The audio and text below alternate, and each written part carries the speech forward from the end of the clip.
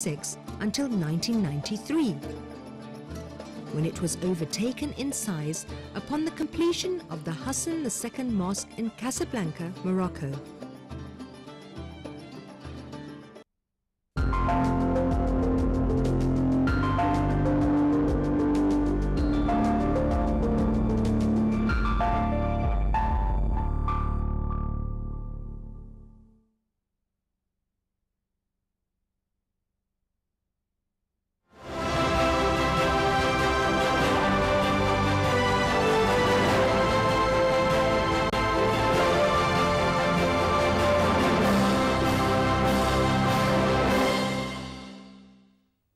Hello and welcome to the debate. I'm your host, Maqbool, with you at PTV World. In today's show, we will be taking a look at two very important stories. Our focus of the show today is going to be what is going on in India. We have seen that there has been a recent rise of protests across India in the recent weeks after the statements that have come out against the Holy Prophet, peace be upon him, which have rightly so hurt the Muslim sentiment across India and in the world as well. And after that, we have seen that there have been massive protests by the Muslim community calling out not just the statement but the overall policies and treatment of the Muslim community, their religious beliefs, their sanctity, and then of course their homes as well, something which unfortunately, even though unconstitutional as it is being used as a way to silence the protesters as well. We have seen that over the weekend the CMUP has ordered the demolition of any illegal or so-called illegal establishments and also the homes of the owners of anyone who was involved in any of the protests in the recent weeks as well. And this has been done in line with the police also arresting more than 300 people with regards to the same protest as well. Something, of course, which is highly unconstitutional, illegal, and disrupts the lives of so many. There have been arrests all over the states, and we've also seen a rise in the protests by the Muslim community. However, as always, we've seen that this keeps on happening without any real consequence, and the policies and the actions of the political leaders in different parts of India continues to make the lives of the Muslim population very difficult. And now the bulldozer politics that have taken over India as well are creating a lot of ruckus and a lot of problems for the people in India. This is going to be our focus in the first segment, to try and understand what really needs to be done about it, for this to gain enough light in the world community for someone to say something about it, to do something about it, so that this, of course, is not out of consequence. And then also try to deconstruct the arguments given with regards to illegal establishments and how these are unconstitutional buildings that are only removed, have nothing to do with religion. So that's going to be our focus in the first segment today. Our next segment is going to take a look at the stock plunge, which plunged over 1,100 points over concerns of budget, mainly according to analysts due to the increasing taxes on the banking sector as well. But there are, of course, other factors that have come into play as well. And we've seen that this has come across the aftermath of the budget that was announced, and we've also seen that in the post-budget news brief, the finance minister has also talked about how perhaps the IMF still needs more assurances from Pakistan with regards to higher revenue yield. And this, of course, is a matter of concern, because earlier on we had seen that after the announcement of the budget and the hopes that the IMF loan program is going to be re-established, the stock market did actually improve. But now there are, of course, worrying concerns whether or not that is going to happen, since the finance minister also hinted towards more challenging decisions to be taken by the government, which means that perhaps decisions taken in this budget will be revised. So we'll take a current look at what is going on in the stock market, and then where is the economy heading. That's going to be our second segment of the show today. For this and more, I've been joined in the studios, as always, by Farrukh Pitafi and Raja Faisal. And for our first segment of the show, I've been joined by Samit Peer, who's a political analyst, and I've also been joined by Nasir Ali Khan, who's a former ambassador. Thank you very much, gentlemen, for being with us in the show today.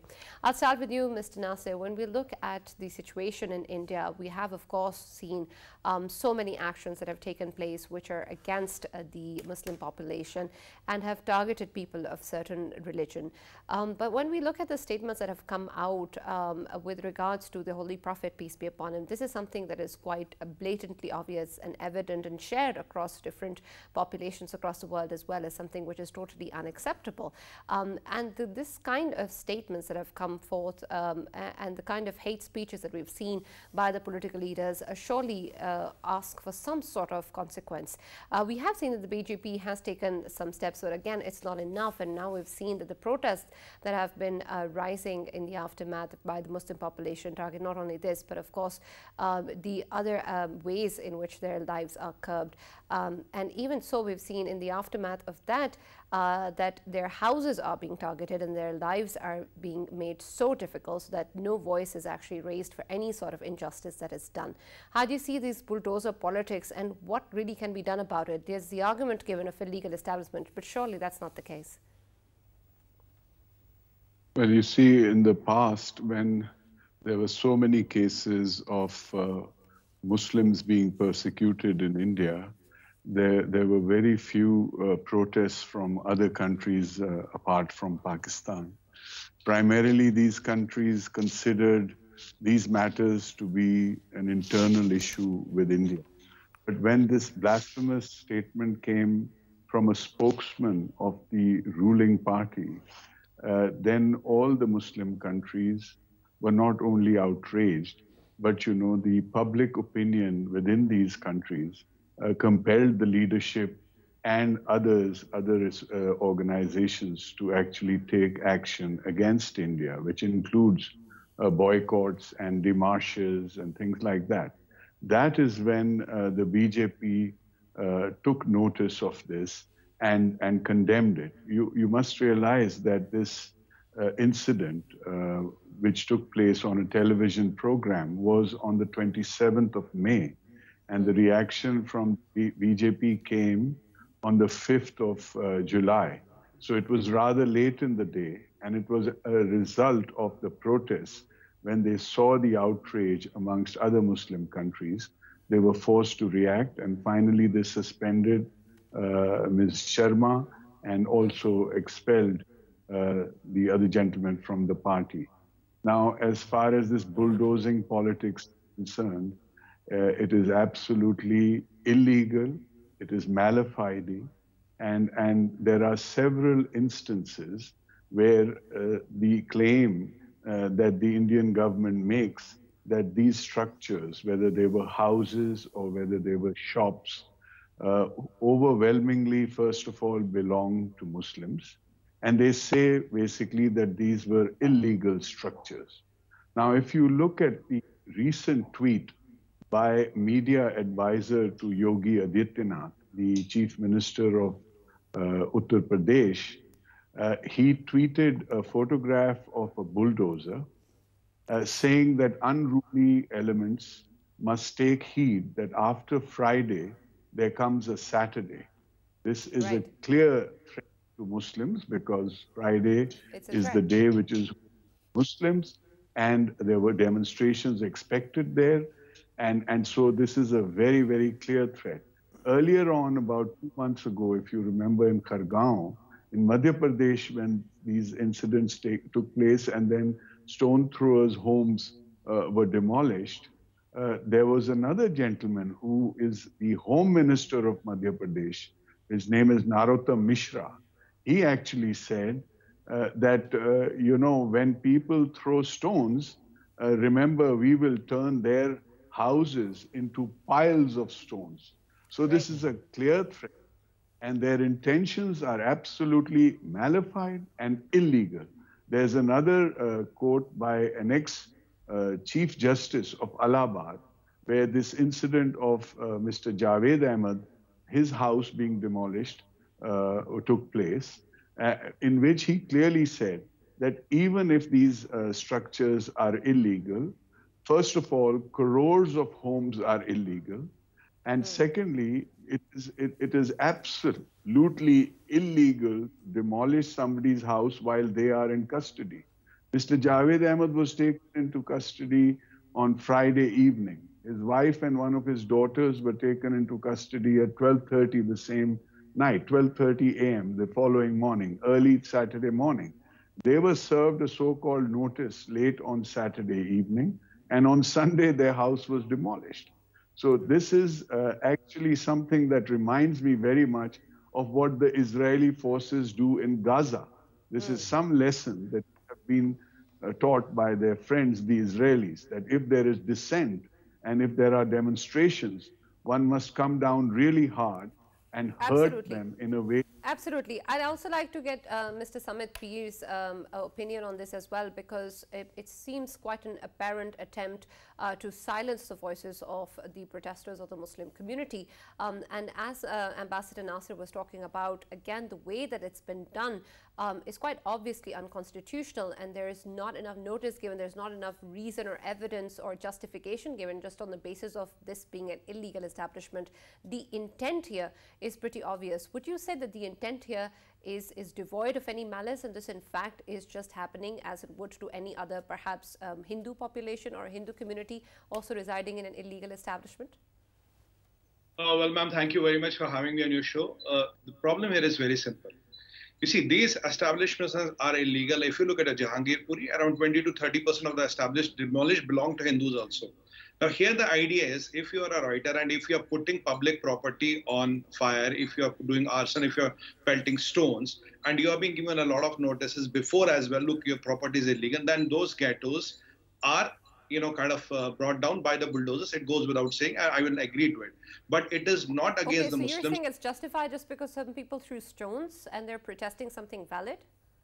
No, it is the people who are their homes is justified. Right. No, that's the people who are orchestrating the riots. They're putting lives of people in danger. They're doing arson, violence, looting. So, whoever is the epicenter of that person, if he holds an illegal property, it is the action against that particular person. So let's not see it against the whole community as such, because as a matter of fact, we have more Muslims who live in India than Pakistan. Then if you have to do this bulldozer politics, you will need a few 100 million bulldozers to bulldoze all the community. That doesn't happen practically. It is only done against the people who are taking the law in own hand and putting the nation and others people's life at risk. I told you in Jahangir Puri, 20 to 30% of the illegal constructions which were brought down belong to Hindus. So it's not something which has to be seen as targeted towards a Muslim just because he's a Muslim. No, it's not saying it should not be seen in that for any perspective whatsoever, because the numbers on the ground do not validate that. But the question here is that if you are a Muslim and you are orchestrating trouble, if you are kind of putting the lives of other Muslims and other countrymen in danger, you are doing arson, loot, setting buses on fire.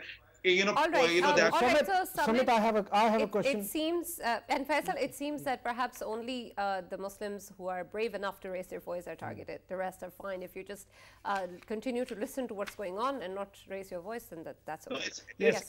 Samit, I wanted to ask you, you remember in recent times, of course, Mosque Plus, many of the business hubs and business centers which are known for the Muslims, they've been vandalized, they've been torched, they've been brought down very recently by the Hindu or Hindutva followers mobs. I just wanted to ask you, were there houses demolished as well by the police or by the authorities? And Samit Saab, since you are saying what you are saying, it reminded me of a quote. Allow me to just ask a question or further add to the question. It reminded me of a quote from Duck Soup, an old American film. Who are you going to believe, me or your lying eyes? At this moment, it seems that everything is connected and you don't want to admit that this is going on. Okay, let me answer this question. Sir, can you name the 5 places where Hindu mobs have kind of demolished any Muslim placement? Can you name 5? Because to my best of my knowledge, it is done by an administration and the elected government, not by any mob, because we don't let mobs control the things. While as just a few days back in Rahmat Yar Khan, 7th Hindu temple was dismantled and it was 12th in a line in last 1 year in Pakistan, because I've been all those 12 debates on the national TV. So if you can name the 5 places, I can answer you very specifically what was done to those Hindu writers, because that was not done by them. It is done by the administration and the elected government only against the writers who are perpetuating trouble, not against because you are a Muslim. So there's a difference between being a Muslim and Muslim. But you are saying something very interesting. You are saying that the fact that the houses were illegal actually did not cause this. The action did, right? So there is a connection between what is going on. There's a reward and punishment scheme, and that is being connected. Then we can also see that it was merely the minorities which are affected. True. So that means, with as clear as day, that it was essentially geared with some kind of revenge. No, let me answer. Ambassadors have pointed out. So you didn't name the 5 locations, that's okay. But now let me come to the specific part. It is only against the people who are causing violence, arson and mayhem, that too against their illegal properties. Name one legal property of any Muslim in the country in last... Right, no, but Mr. Samit, the question is, are you targeting these establishments because they're illegal or because the inhabitants in those establishments you think are causing disruption? And secondly, you said that no Muslim was targeted for being Muslim. Shah Rukh Khan's son was arrested for something else. Later on, it actually dawned on people that there wasn't any truth to those allegations, and there seems to be an element of victimization here. Oh, I'll answer that. Now, so the first part of the question is settled. Let me come to the Mr. Shah Rukh Khan. Listen, Mr. Khan is an eminent citizen of India, and we respect him, we love him. So it's not he is Muslim, we see him as Indian as me or anybody else. That's point number 1. Now, if his son was targeted, then he would not be given a clean sheet. Then you will let the case and the file hang on. Why would you give him a clean sheet? Now, today, if you see today's morning, Shakti Kapoor's son, he's a Hindu, he's a Kapoor, he's been accused of some drugs and all, and again, the police is following the same course of action. So how can you have one set of rules for Mr. Shah Rukh Khan, and how can you have one set of rules for Mr. Shakti Kapoor? One is a Hindu, one is a Muslim. Both are treated the same way because both are Indians. Now hang on. No, nobody is saying that Hindus cannot be targeted. The only thing is that if their politics doesn't agree with you, they are going to be targeted, but Muslims are luckier that they become the main target. No, it's not like that. That's why I'm telling you, sir, exactly. If it was about Mr. Khan's son, why do you give him the clean sheet? Let the case go on. Because giving him the clean sheet is evident that the rule of the law works. It doesn't matter what is your name. Now, by that logic, why was Mr. Shakti Kapoor's son today kind of arrested for the same charges? All right. Let me also go back to Ambassador Nasir as well, and try to understand that whenever we are looking at such a situation where there are arguments given which have so many holes, but then there's still arguments that are given, and they need to be dissected and brought towards in the light for everyone to be able to condemn something. Why is it that when we look at these issues of illegal establishments or the Muslim population and this whole argument being used that somehow all of this that's happening is valid and justified, how is it that it's not something that is so evident to the people around the world that this is something which is wrong? And then when we are to build a case in the world courts, what are we to say? Because of course there is the other argument that's given, and there are many who are following them. You know, the Indians pride themselves on being the largest democracy in the world. Now, democracy is not just voting for your leadership. Democracy includes solid institutions, respect for human rights and the law. And in this case, if you are trying to say that somebody was throwing stones and because they happened to live in a dwelling which was illegal, that they would the next day demolish their dwelling, their homes or their shops, then I can tell you by any standard in the world, you have not followed the due process of the law. So, you know, it's just outrageous to say that, you know, because they were pelting stones, because they were causing harm, well, we went and we demolished their so-called illegal homes.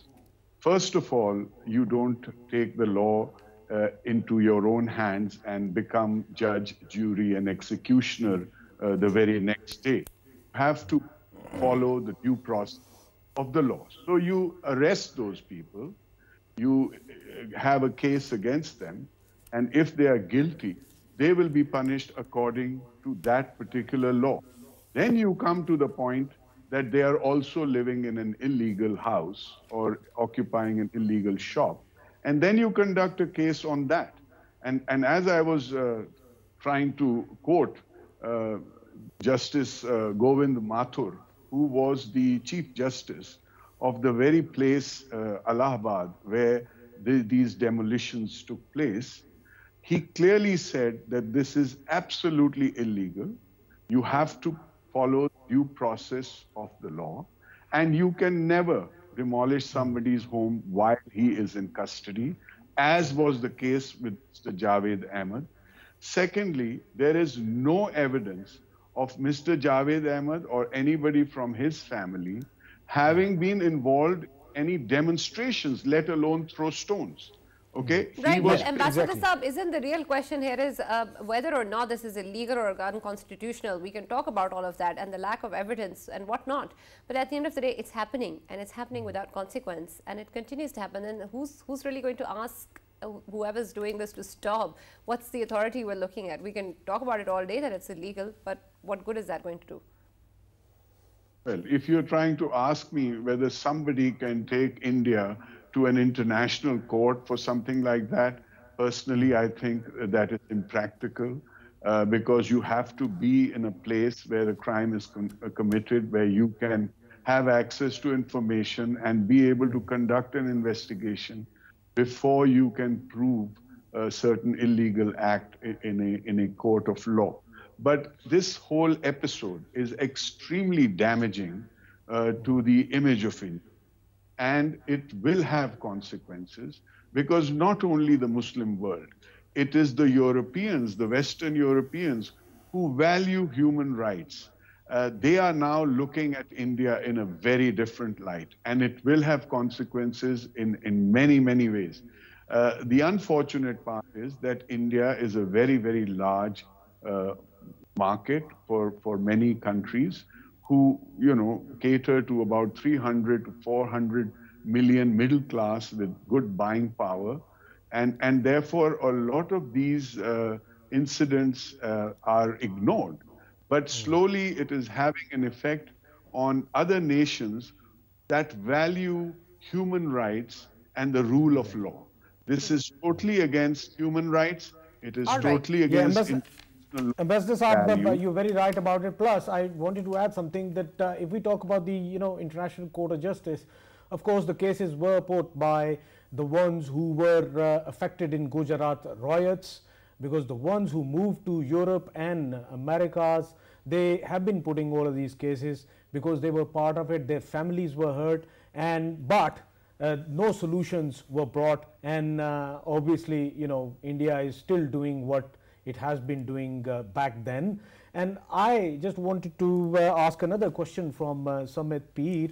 If we take the examples or statements which were coming in during the election campaigns, of course, it is all about Pakistan, and they've been calling out to all of the Muslims who've been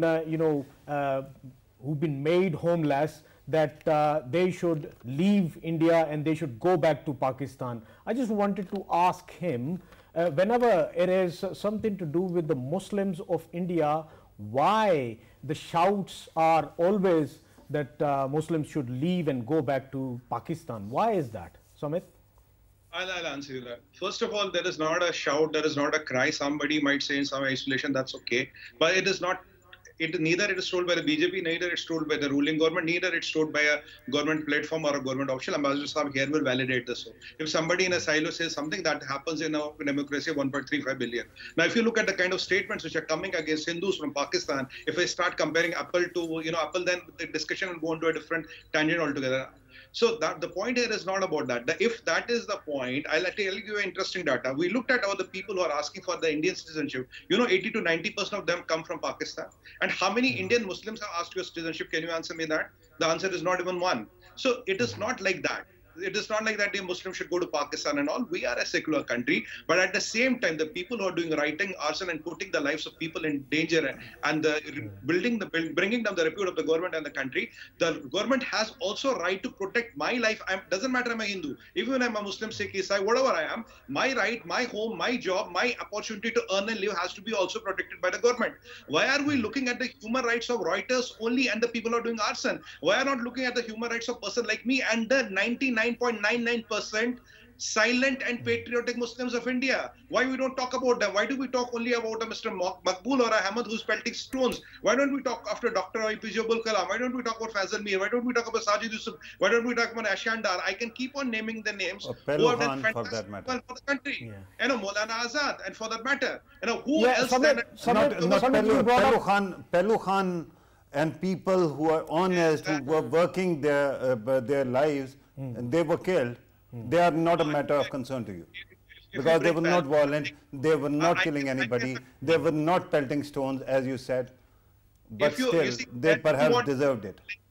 If you want to go back to lynching, sir, like last time I told you, look at National Crime Bureau report. More Hindus have been lynched than Muslims in India. That is what the National Crime Bureau... That is not something... That is not a justification, sir. That is a bad example. That things are going to the dogs. No, let's not paint the canvas black. It's not a lynching. If that is the case, how is the Muslim population increasing in India? How is the percentage of Muslim population? Sir, I'm sorry. This is the kind of excuse that Hitler's party used to give about Jewish people in Germany. With due respect, is this an argument? If they marry, if they procreate, that is going to be held against them? Yeah. Or this is going to be a certification of India's becoming a secular country? Right. Mr. Peek, can you just explain to us what's happening to the Muslim population? Forget about who they are, even with respect to their religion. The people, the way that you're treating them who are residing in these illegal establishments, is that something that a secular state like India should be doing? And Sumit, can you please explain this as well, that if they are being forced and these tactics are the forcing tactics, is it a part of Ghar Wapsi as well? Okay, I'll answer. So you put two questions. Give me a minute to answer two. First of all, you see in India, me, you or anybody, irrespective of the name, has one vote. My access to a government scheme is same as yours or anybody else. My access to Ayushman Bharat Jandan, Ayushman Bharat Arogya Setu, free vaccine, and one vote is there. So if there was a discrimination, then Muslims will not have one vote, then something will be done. Now if you look at UP, 30 crore houses given, 64% are given to Muslims, and out of 64%, around 70% of them are Muslim women. Now if you look at the development of the Muslim index overall India, if you compare in last 30 years vis-a-vis education, vis-a-vis access to the government job, vis-a-vis the literacy rate. If you compare the Hindu and Muslim literacy rate, it is almost same. Now, how can you say that the Muslims are not... Hang on. Can you cite the report that you are quoting? Because India doesn't actually go for the normal census as we know it. It goes for projections and extrapolations. Can you tell us what is the source? Our census was done 10 years back, and that report is official. It is available on the Ministry of External Affairs, Government of India website. So I'm quoting from new census is about to be done because of COVID. It was delayed. So this is what I'm quoting from. Now, the National Crime Bureau is not something which is run by me or which is run out of my home. So you're giving us numbers that are 10 years old. No. National Crime Bureau is as on date, sir. The census. You were quoting your census. What do you not? No, census is, okay. Now let me answer you. So does Muslim have one vote or not? Yes. Arogya Setu, same access, Ayushman Bharat, Ujwala, Prajwala, gas hang on. How old is Modi government, sir? How old is Modi government? Last 8 years, Modi government. Let me tell you one thing. 8 years, right? 8 years. And you're quoting 10 years old statistics to us. No. This is last 8 years. This is as we talk. And let me give you one data, sir.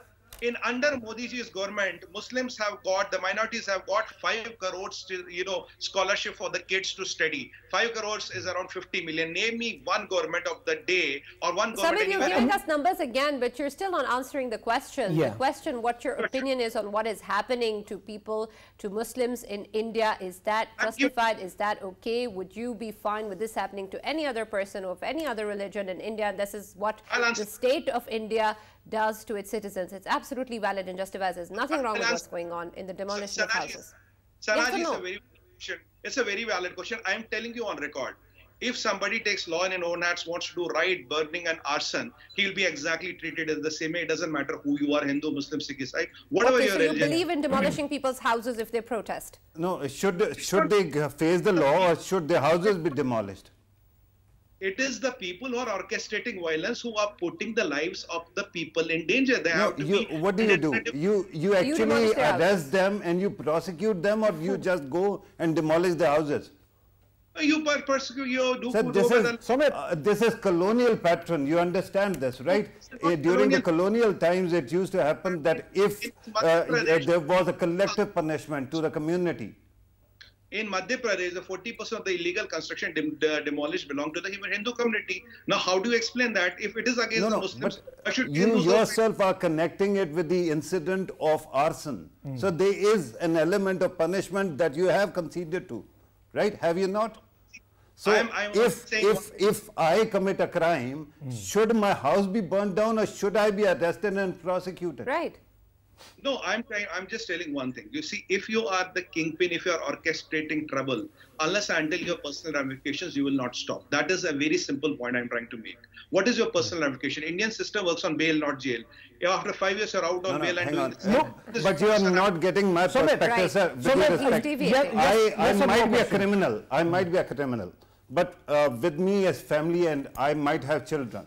Those children also live in those houses. If I've committed a crime, why should my children be punished for that? By actually, when you say that their houses are demolished, and you agree with that? You see, I'm telling you, if you are a normal criminal, and the court and all will arrest you, and there are millions of criminals who are under trial, irrespective of their religion in India. So it's not everybody's house is demolished.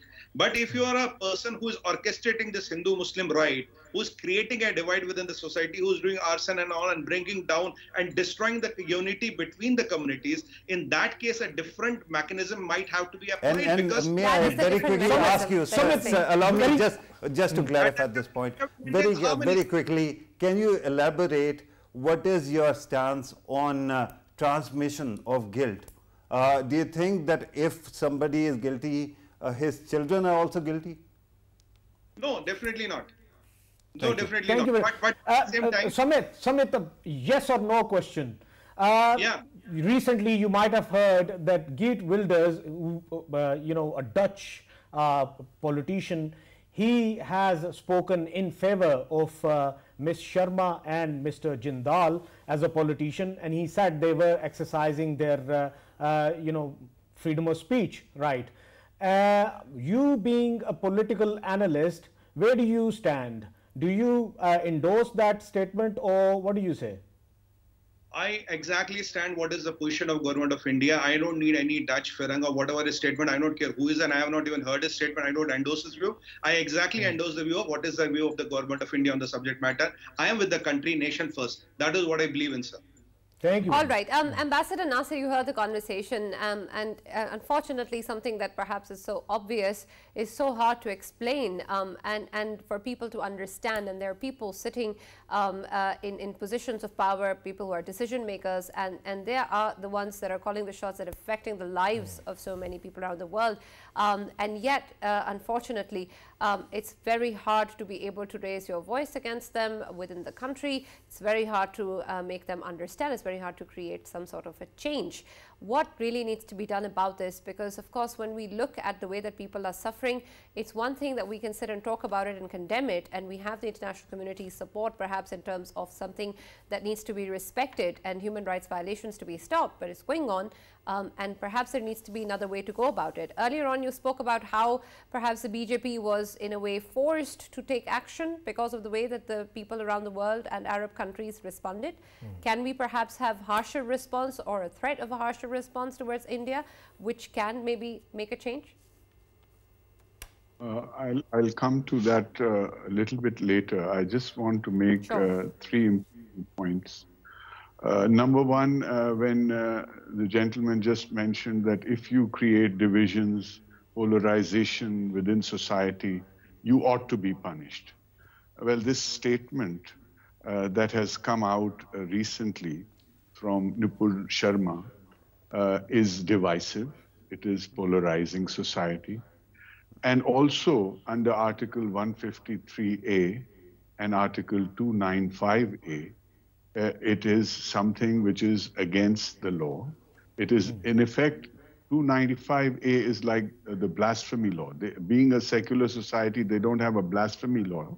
But if you read 295A, it clearly states that you cannot say anything that is against a religion, religious leaders, and hurt the sentiments of any religious minority. And it has it's a non-bailable offense, and it has a 4-year punishment. Similarly, Article 153A also has a 3-year punishment. Now, my question is, why have they, after there has been a case registered in Delhi against Ms. Sharma and another one in Maharashtra against her, why has she not been arrested? On the one hand, you can arbitrarily make somebody sound guilty and give them a punishment the very next day. And this lady here has not even been arrested, you see. So the other thing, of course, is the statistics that we see about Muslims in India. I submit, go on Google and see the condition of Muslims in terms of the literacy level, in terms of the unemployment figures, in terms of the lack of opportunity. It will be absolutely clear, no one can deny that they are a community which has not just been persecuted in the last 6 or 7 years, but throughout the decades, it has been an underprivileged and suppressed community. But having said all that, my point, your question was, what is it that we can do? You see, we can make an effort to go out internationally, to send special envoys, to send our people to international capitals and make them aware of what is happening. The case, whenever there is something like this happens, even in this case of Ms. Sharma, the BJP said these are just fringe elements. You know, if your spokesperson is a fringe element, then I think your whole party is a fringe, because that's no excuse. You are not a fringe element. Basically, what the BJP has done ever since it came into power was to try and change the very ideology of India from a secular, tolerant state. They want to make it into a Hindu state, a majoritarian state. There is no doubt about that, okay? They pander to a semi-literate, huge minority, and then they also pander to the super rich in India who fund them, to the large industrialists like the Ambanis and the Adanis who get favors, to the big media houses that get favors by the government. So this sort of thing seems to be working for the time being. But you see, primarily, it is to distract the poor Hindus, the poor all over, because the BJP in the first term was unsuccessful in fulfilling its promises to the poor in terms of healthcare. If you look at what happened during COVID, was a total fiasco. You know, they compare themselves to... Ambassador Nasser, earlier, our worthy guest, Sumit, he highlighted one point, that India is a secular state, and of course, one person, one vote. And of course, the Muslims, they have their own vote as well, and BJP attracts that as well. But on ground, the situation is that the leaders, when they go to people to ask for votes in massive processions, what kind of statements they do? They simply say that, oh, there will be a time that we'll dig up the graves of the female Muslims and will rape them. Don't you think that they are lacking this, one person, one vote thing? They don't want to endorse it, and they only want the votes of Hindutva ideology to persist in India, to make Muslims vanish from India? And by the way, why was it that Yogi Adityanath's unofficial symbol was bulldozer during the election? Yeah. That was the whole point, that if you are not going to vote for us, we are coming for you. I'll come to you, Mr. Samit. I'll come to you. Yes, Ambassador Saab, quick question.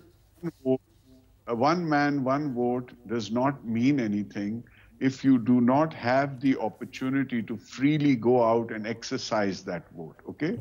So what happens in actual elections in most third world countries, everybody knows that. But you know, having said that, it's not just a question of vote, it is a question of values. And the very fact that when these lynchings or the persecution takes place, or a leader stands on stage and actually proposes a genocide of Muslims, the very silence from the leadership of the BJP is absolutely criminal. Why is it? Can I answer? Absolutely. We're almost out of time, so I'll go to Mr. Samit. You want to add something? Murder Muslims. First of all, this Graves comment was not given by any BJP leader. It is not in the manifesto. It is not on the official record. Yogi. And there is no leader on a statement. No, it is not on any record. I can send you the clips. You can send me the clip. There is no record. I remember best time every day on TV. That's not clear. And it is not any manifesto of electoral promise. Point number one. Point number two, there is no leader ever in last 75 years was called for a Muslim genocide. And that will never be called. Let me assure you that. I want to ask you one question while you are leaving. I know we are ending the show. You know, your good friend, all brother China, the great CCP says religion is poison and we are going to rewrite the Holy Quran, which is written by the mighty Allah himself. What is your position on that? What you are doing is called whataboutery. You are shifting the question or direction. What China does, we are going to comment on that separately. At this moment, it is a discussion about India. Even if you want to invoke Pakistan's case, I will, because I'm sitting here, I will answer that. But you cannot actually keep on shifting the buck and changing the direction of discussion, can you? I'm telling you what the CCP has said. These are not my words. These are words of CCP, Chinese Communist Party, and yeah, you'll have to qualify that. We don't have that kind of time. But absolutely. And Mr. Samit, this is about India's actions and whether or not you can justify them. But you've given us your statement anyway. So thank you very much for being a part of the debate, Mr. Samit Peer and our former ambassador, Mr. Nasir Ali Khan, joining us for the first segment of the show today. Farrukh, you wanted to add something? Yeah, I wanted to actually add many things, and then you can see the notes as well. But they have been increasing in size since we started this segment, and I understand that we are going to actually talk about another issue as well, so I'm going to cut them short. The only thing that I'm going to do when Samit Peer was talking, and I thought that I had great respect for him, because denial is a form of decency. Exactly. When you are sitting in the middle of everything crazy that is going on.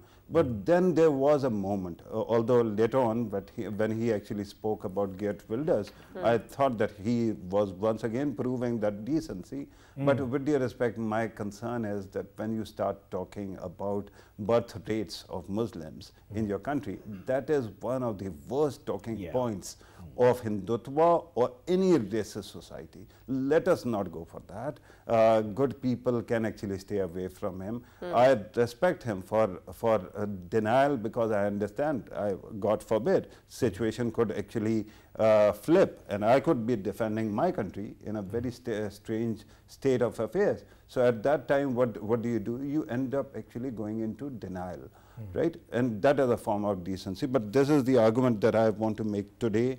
Next time when you have discussion, I will request you to actually carve out a sizable chunk so that I can read out all my notes.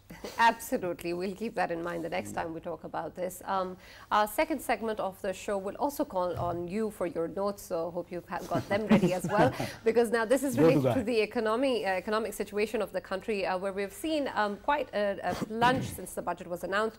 Something that gave people hope initially is sort of lessening now, because we've seen concerns, we've seen worrying announcements coming in as well, and of course people really need to understand what it is that's going on. We've seen that the stock exchange witnessed a plunge of more than 1,100 points. We've also seen the post-budget news brief that was given by the finance minister, in which more challenging decisions are perhaps going to be taken and are on the horizon. We've also seen that we still don't have the IMF bailout package as of now, and we still have a lot of demands that need to be fulfilled. Looking at the current scenario, the budget and the IMF bailout package, where do you see the economy going? Right. I think, Sana, this has been discussed repeatedly in this program, and we have been actually questioning this neoliberal idea of stabilization of the economy, that you have to shrink the fiscal deficit, right? One strange thing that we keep on doing, and I don't know, many countries don't actually do it, is capital account being added into fiscal deficit. Capital account is primarily for the capacity building of the economy, and because of that you get your returns very efficiently. So the assumption is that this was included upon the request of IMF. That means that your deficit number is always going to be bigger than it might actually be in reality. And for 20 years, given that throughout my life we have been in one program, IMF program or the other, I've been advocating that look at other countries, and there are good examples. Turkey once actually went for a bailout, and Turkey is a good economy. India was guided because of certain literature that has surfaced. We know that in 1990s, India was also guided by IMF and neoliberal policies, and they are doing fairly better now. And even China was also, their capacity was built. That IMF is a body which is there to help you out. But unfortunately, the kind of demands that keep on coming, and in the past it used to happen that they would actually relax their conditions provided there was some kind of challenge on the streets, right? We saw examples of that in 2014 when Imran Khan Sahab was protesting. They actually curtailed certain demands. But this time it seems that they are coming at you with vengeance. And this time somehow it seems that they somehow are ready to see you becoming another Sri Lanka for that matter, right? If not Afghanistan. That is a worrying prospect. I tell you why. Because in Pakistan, whatever happens, happens. But in the end, IMF is a body which still is, because it is an extension of the US power, and it came from the Cold War era. The problem is it itself also faces a crisis of legitimacy. So in the coming days, if one powerful country like Pakistan becomes another basket case, what is going to happen is it is going to have very negative image consequences for IMF itself. Right. That look, they have killed another economy. Right. So at this moment, what worries me is that you demand reforms, but you keep them simple and realistic. Right. And at this moment, because the demands are so, unrealistic, the economy keeps plunging, and government after government keeps on struggling. And this will not improve. Sure. Help me understand something. Are the IMF demands, the cost of fulfilling the IMF demands, way too high for us to not be able to afford to do that? Well, the biggest problem is that at this moment the international economy is US based. It is US dollar run. China is up and coming, but it still is not a very clear center. And Russia has already disconnected itself from the system. So IMF and its certification process becomes quite an important thing. Without that, other creditors also don't listen to you. Without that, bond markets don't actually relate to your demands, or they don't trust you. And then you saw the Moody's negative rating system as well that actually came out. Because of that, you have to cooperate. The monies that IMF gives, that might not be as crucial as returning and getting a clean bill of health from them. But the problem at this moment is this seems to be something else that is going on. On one side, we still are struggling with the FATF. On the other side, it seems that there is some kind of vendetta playing up. There are people who are paranoid and they keep on connecting it with Afghanistan. There are others who think that India, IMF's former chief economist, who is now vice president, she is an Indian. She still has her passport of India, and it might be because of that. Because of that, the image, and mind you, whatever we think and whatever we say has an impact on the global image building exercise. So IMF might be shooting itself in the foot by being so inflexible at this time that the economy starts shrieking as it is. I would agree, Sana, with Farrukh 100%, with an addition that IMF needs to look in the factors which are, since 20 years, of course, Pakistan was actively fighting against war and terror, and that too for the world, because we should not be forgetting the fact that the grounds which are being fought by Pakistan's armed forces, they were the very grounds which used to be considered as the breeding ground of terrorism, and the world was facing terrorism, and it was somehow linked to that space plus Afghanistan, and now things are getting calm. Of course, we've been spending our budgets on that as well. So many investors, they took their money out of Pakistan just for one reason, that Pakistan was facing terrorism at that time, and they invested it somewhere else. And of course, that is the key reason why our economy is at this position, and one more thing, if today if today Pakistan Stock Exchange is playing with us, then the only reason is that government is trying by increasing the fuel prices and by increasing the taxes, they are trying to meet the criteria set by IMF, we're almost out, so that yes. we can save our economy. Very yes, quickly, now some introspection as well. When it comes to our markets, they are not a great reflection. The stock market particularly is not a great reflection or indicator of what is going on with your economy. Rupee is. And that's why it is very important to remind our intellectuals as well that we also sort of get trapped into these cycles of complacency, right? We have been talking about how we need to jack up the prices of fuel, and at this moment it turns out that the expectation is from 250 per liter to 300 rupees, right? And that is cost prohibitive. Absolutely. It will mean that everything becomes expensive and beyond reach. Now there is this element of intellectual dishonesty. For example, we keep on talking about SOEs, right? State-owned enterprises, particularly the white elephants like steel mill. A bunch of property is being propped up because we cannot afford to just liquidate it and get rid of it. Right. And people don't talk about that. They keep on saying, punish the common man on the street. Right, we're almost out of time. One economist during General Pervez Musharraf's time, he was an advisor, used to say that if you want to, you can offload steel mill for 1 rupee, please do. And today he is opposing this, privatization. I'm astonished. All right, we're going to end on that note. You have to get rid of these things. Otherwise, you'll keep on sinking money there, and then common man will have to be punished.